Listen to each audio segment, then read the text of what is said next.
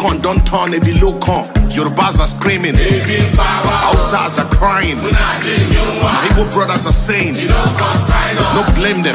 Igbos are being discriminated. Even food don't turn to gold in Nigeria. Kidnapping, lucrative business in Nigeria. Imagine saying your grandchildren where they kidnap. By now, your soldiers for don't scatter Nigeria. How common man won't get money for ransom when they kidnap him, his wife and his children? After everything, now kill, they go kill them. See, as Naira, they fall against dollar. A milocon, don't turn to a bilocon. And you say make we sacrifice for Nigeria. 7 billion to renovate your residence, 15 billion for your traveling allowance. That's not for you and your only vice president. 40 billion for Asurok maintenance, 5 billion for food and refreshment, 100 of millions for dogs and animals. Meanwhile, hunger they kill Nigerians. What did Nigerians do to warrant this treatment? Even Gary, they no fear afford for the family. Tinubu government blame Buhari. Buhari government blame Jonathan. Hunger day, people they die. This one don't pass jaga jaga. Oh, Emi loco, OTV, Emi loco, Baba, Emi loco, Edaku, Emi power. Emi loco, OTV, Emi loco, Baba, Emi loco, Edaku, Ojetiwo. Tinubu was APC party leader during Mr. Buhari Jaga government. Why didn't you help Buhari to solve the problem? Debt under Buhari, 77 trillion. No proof of any positive transformation. Unborn children ain't go pay for this evil. You know, say Buhari was incompetent, but you still bring him to destroy Nigeria. Paddy government, now you are the president. Since Buhari don't destroy Nigeria, I hope say you go free bring him to judgment. Emefiele printed 23 trillion within 8 years under Buhari government. $6 million for election observers. They say somebody forged Buhari's signature. Now lie, Buhari signed that document, period. Where our refineries, where una promise to fix. I been a Dangote refineries would they depend on? How much una don't make from removal of subsidies? Since una don't they sell fuel for 600 per litre. People they sell their properties to feed their families. Meanwhile, you and your cronies they buy more properties. Shout out to Labour chairman, una well done. If the government say they no fit pay 65k, then make they pay Senator and Rep 65k. Make all of us they enjoy the suffering and smiling. What you give is what you deserve. Ojoro no day. Free Nnamdi Kanu. Shout out to very black dark man. Where our daddy, Pastor Adeboye. During Good Luck Jonathan, your voice was so loud. You even vow to stage your 1 million match. Hunger and hardship under Tinubu government. You say Nigeria gets spiritual problem. Baba, we need your 1 million disciples to protest against President Tinubu government. Just the way you protest against President Jonathan. Daddy, I be leg on the pain your disciples. Fact, this na very big hypocrisy. It's time for you to speak the truth to power, because hunger won't kill Nigerians. Tinubu government blame Buhari. Buhari government blame Jonathan. Hunger day, people they die. This one don't pass jaga jaga. Oh, Emi loco, OTV, Emi loco, Baba, Emi loco, Edaku, Emi power. Emi loco, OTV, Emi loco, Baba, Emi loco, Edaku, Ojetiwo. Aṣòfin tí ó ń fi o. Ayé sóra yìí. Hello there. Ayé sóra. Ọ̀jẹ̀lú ẹ̀ sóra yìí. Ayé sóra yìí. Thank you so much for joining me.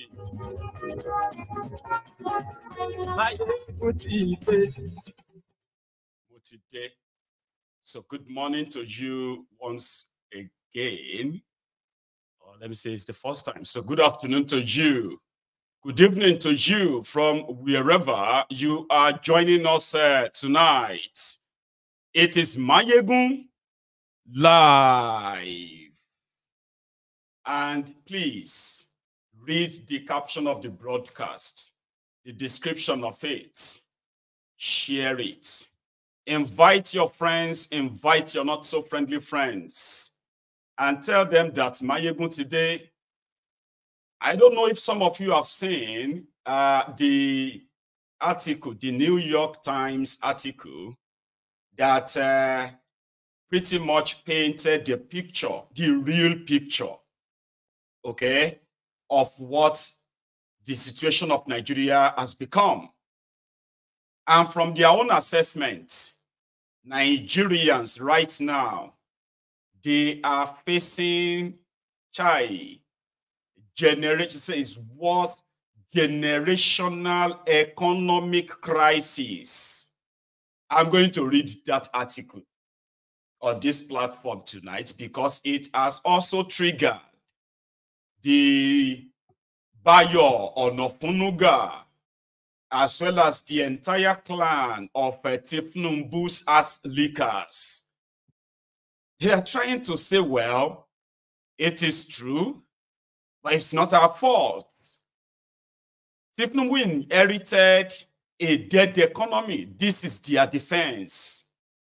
Then they put further lies. However, they said Boko Haram was defending Nigeria Naira with $1.5 billion. Fact checker, they have checked. That is not true. Also, from Onofunuga's defense, they said Nigeria was servicing the external debt and internal debt with over 97%. Fact checker also checked. They said it is true that almost 97% of Nigeria revenue was being channeled to servicing debts. Part of this money, now only 63% the federal government of Nigeria was paying, which simply means there are those who are seeing these guys as a rabid dog as we speak, and you need to know why. That article is written by Nigerians, and it wasn't just somebody sitting somewhere writing. It was like a report from everywhere. It is not different from what you know, but it's kind of just put it together for context, right? You'll be able to now understand. So is it that bad? It is worse. It is. So a lot of people are wondering how people are currently surviving. And if they are not surviving, how come they are not showing their rejection of this? Because take a look at this. In Idris's song, he made mention of what Tinubu and his gang, what they are getting for them, what they are actually like cornering for themselves. Okay. Then New York Times report, which is what we're going to go to first. That's the first part of this chart. Okay.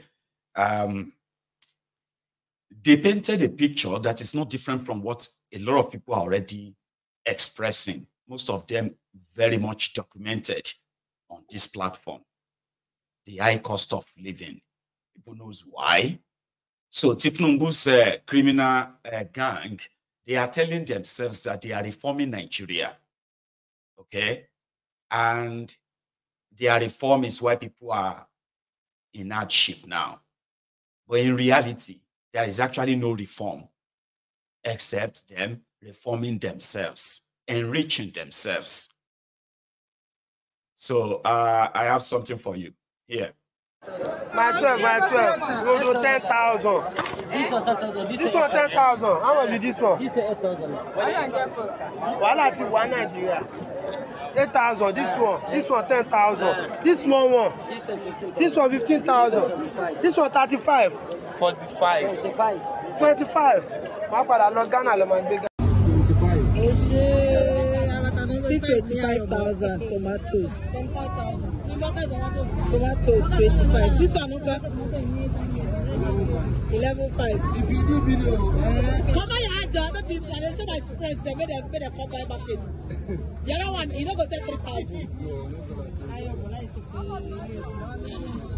Where are we going to in this country?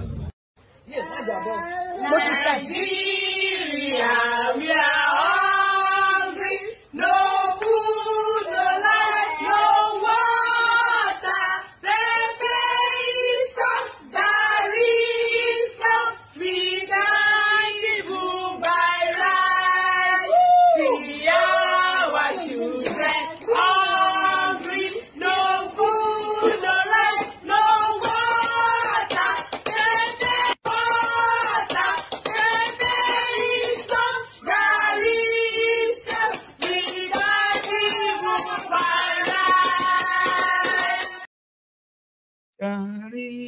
is cost, pepper is cost. We can't even buy rice.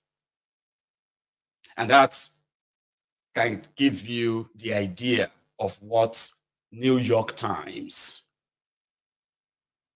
published. So I will leave a copy because I'm going to read, okay?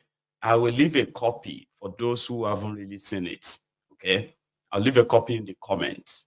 You can open and read, or you can just read on your screen because I'll put it on the screen as well, okay? So here is the link. However, the New York Times report, which has made the Tinubu's rogues going crazy as we speak, is that one on your screen, okay? But let's go through it, and then you can tell me if any part of it is a lie, all right? And this is a report from New York Times, right? They cannot arrest them, okay? Let's go through it quickly, the next few minutes, right? So they said Nigeria confronts its worst economic crisis in a generation.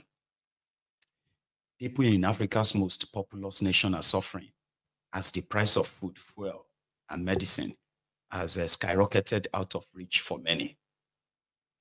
The picture on your screen, let's see if I can embolden that further. Just for this, okay? Now, that picture of this lady on your screen is a woman suffering from hypocalcemia caused by a lack of calcium in a hospital in Nigeria. Food prices have shot up and Nigerians are not eating enough. So she doesn't have calcium, which means her bones and all of them are weaker, possibly can't walk anymore, okay? Now, let me put that back up, right? Now, if you see any part of it that is a lie, you can say in the comment yourself. The reporters, the people who reported this and then published this on New York Times, I actually saw their names earlier. Let's see if I can probably put that up too. There were about 3 of them. I'll come back to that. Let's continue. So Nigeria is facing its worst economic crisis in decades, with skyrocketing inflation, a national currency in free fall, and millions of people struggling to buy food. Only 2 years ago, Africa's biggest economy, Nigeria projected to drop to 4th place this year. The pain is widespread. Unions strike to protest salary of around $20 a month. People die in stampedes, desperate for free sacks of rice. Hospitals are overrun with women racked by spasm from calcium deficiencies. The crisis is largely believed to be rooted in 2 major changes implemented by president elected 15 months ago: the partial removal of fuel subsidy and the floating of the currency, which together have caused major price rises. These 2 policies, right, they are IMF and World Bank policies. So remember, now, a nation of entrepreneurs, Nigeria's more than 200 million citizens are skilled at managing in tough circumstances. Without the services states usually provide, they generate their own electricity and source their own water. They take up arms and defend their communities when the armed forces cannot. They negotiate with kidnappers when family members are abducted. But right now, their resourcefulness is being stretched to the limit. No money for milk. On a recent morning, in a corner of the biggest emergency room in northern Nigeria, 3 women were convulsing in painful spasms, unable to speak.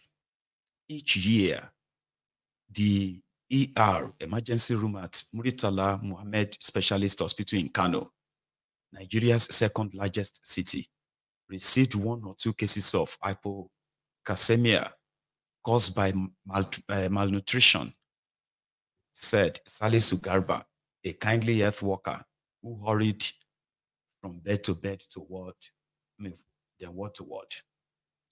Now, with many unable to afford food, the hospital sees multiple cases every day. Mr. Garba was sizing up the women's husbands, which source of nutrition he recommended depended on what he thought they could afford. Baobab leaves or tiger nuts for the poor, boiled up bones for the slightly better off. He laughed at the suggestion that anyone could afford milk. That's Dr. Salisu Garba, a community health worker treating patients at a hospital in Kano, Nigeria, the second largest city. This was last month. More than 87 million in Nigeria, Africa's most populous country, live below the poverty line. And that's them being generous. It's actually over 145 million. Okay? Now, the world's second largest poor population after India, a country 7 times its size, and punishing inflation means poverty rates are expected to rise still further this year and next, according to the World Bank, the people that are giving him money. So far, so good. World Bank alone has given Tinubu $4.4 billion. IMF has given him over $1 billion already. And they plan to give him a total of 4.5 billion this year alone. Last week, unions shut down hospitals, courts, schools, airports, and even the country's parliament, striking in an attempt to force the government to increase the monthly salary of $20 it pays its lowest workers. But over 92% of working-age Nigerians are in the informal sector, where there are no wages and no unions to fight for them.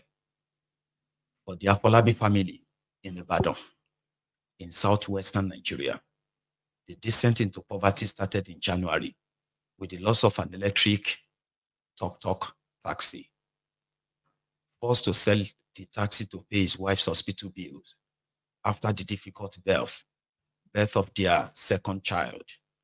Babatunde Afolabi turned to occasional construction work. It paid badly, but the family managed. Take a look at this. Patients waits to be seen at the Muritala Mohammed General Hospital in Kano. But then he said, cassava, the cheapest staple in many parts of Nigeria, tripled in price. All they can afford now, he said, is a few biscuits, a little bread, and for their 6-year-old, 20 peanuts a day. So a country built on gas. Nigeria is a country heavily dependent on imported petroleum products, despite being a major oil producer. After years of underinvestment and mismanagement, its state refineries produce hardly any gasoline. For decades, the national soundtrack has been the hum of small generators fired up during daily power outages. Petroleum products move goods and people around the country. Until recently, the government subsidized that petroleum to the tune of billions of dollars a year. Many Nigerians said the subsidy was the only useful contribution from a neglectful and predatory government. Successive governments have pledged to remove the subsidy, which drains a hefty chunk of government revenue, and later backtracked, fearing mass arrest. So Bola Tinubu, who was unelected, who was selected as Nigeria's president last year, initially followed through. In quotes, "It was a necessary action for my country not to go bankrupt," Mr. Tinubu said in April at a meeting of the World Economic Forum in Saudi Arabia. Instead, many Nigerians are going bankrupt or working multiple jobs to stay afloat. Mr. Garba, the hospital worker, used to be solidly middle class even though 17 family members, including 12 children, depended on him. After shifts at the hospital, where he is setting up the first statewide ambulance service, in addition to working in the emergency room, for which he is paid $150 a month, he heads to the Red Cross. There, he occasionally received a $3.30 volunteer stipend for helping tackle a severe diphtheria outbreak. At night, he works at the pharmacy that he and a colleague set up.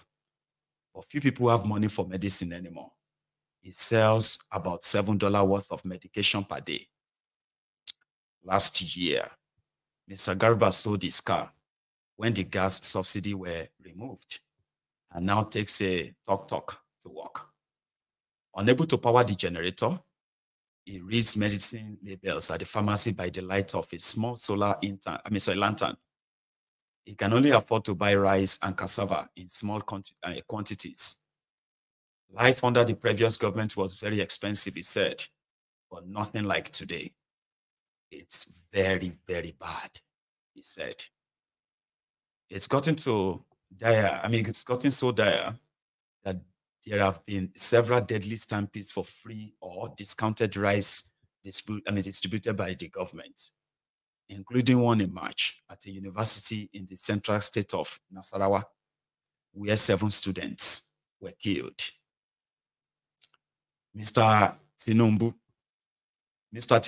promised to create 1 million jobs and quadruple the size of the economy within a decade, but has not said how. The International Monetary Fund said last month the state has started subsidizing fuel and electricity again, though the government has not acknowledged this. In quote, there is still very little clarity, if any, on where the economy is headed, what the priorities are, said Zainab Usman, a political economist and director of the African program at the Carnegie Endowment for International Peace. Just for a moment, okay? I want you to know that New York Times is indeed the media arm of the US government, okay? And some believe that it is kind of remotely also run by the US Foreign Office. So somehow this subtle jibe and all of this that they are kind of publishing to the audience could be like a mixed sort of chalice. I'm more interested in the details therein. And then I want you to tell me if any of it is a lie or exaggerated as usual. Now the tapping craze.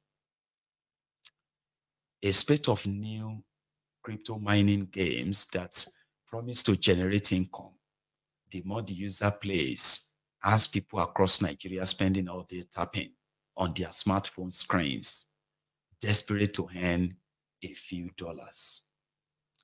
People tap as they pray in mosques and churches. Children tap on that desk at school. Mourners tap at funerals. Many of you have seen them tapping their phones because they are going to earn money in Nigeria. Yeah, this report captured that too. So many Nigerians desperately hope that hours spent tapping on smartphone cryptocurrency apps will eventually earn them a bit of cash. One man, Rabiu Biora, says he had made millions of naira this way. There's no guarantee any of them will ever benefit from the hours they put in mindlessly tapping. Then again, they can't count on the national currency, the naira. The government has twice devalued the naira in the past year, trying to enable it to float more freely and attract foreign investments. The upshot is lost nearly 70% of its value against the dollar. Nigeria cannot produce enough food for its growing population. Food imports rise 11% annually. The currency devaluation caused those imports, already expensive because of high tariffs, to explode in price.